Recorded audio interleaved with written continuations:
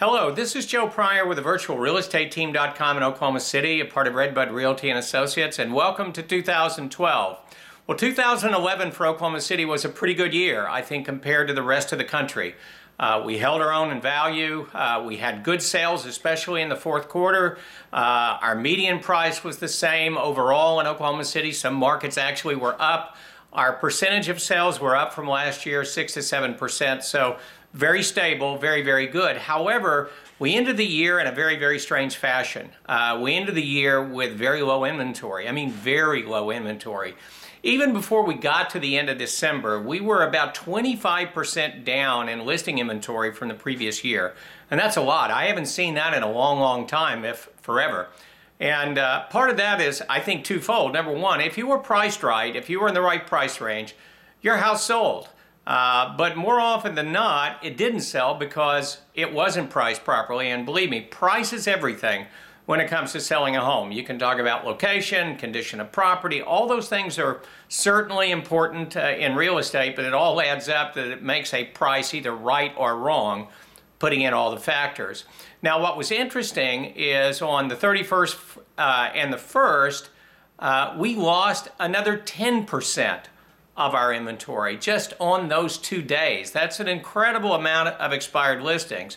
Now, taking out new construction, which I don't really want to discuss here because sometimes they're listed in the dirt phase and they take a little bit longer to sell, especially in the upper price ranges, then what we need to talk about is why these homes didn't sell and what's going to happen in 2012, which if you decide to list your house, which is going to be part two. But you know, the first thing I want to say is we've had a lot of positive things said about Oklahoma City in the last year. We certainly have one of the lowest unemployment rates in the country. We have a tremendous rise in personal income growth.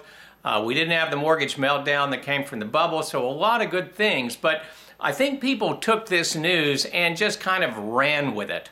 In other words, it's one thing to have this kind of a stable market, but you have to understand when you're evaluating how well Oklahoma City is doing, it has to be put in a context of how poorly the rest of the country is doing. And so I'm grateful to be here. I'm grateful that the Oklahoma City economy has performed the way that it has, but it doesn't mean that we're flying like we were in 2005. And I certainly saw that in what the thinking was of realtors and their sellers on the homes that didn't sell.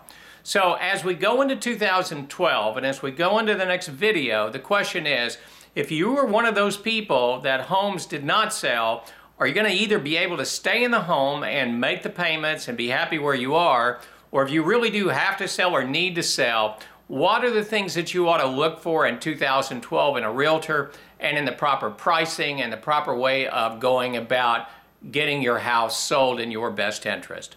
So until part two, this is Joe Pryor with the virtualrealestateteam.com in Oklahoma City, where we deliver traditional real estate values at the speed of technology.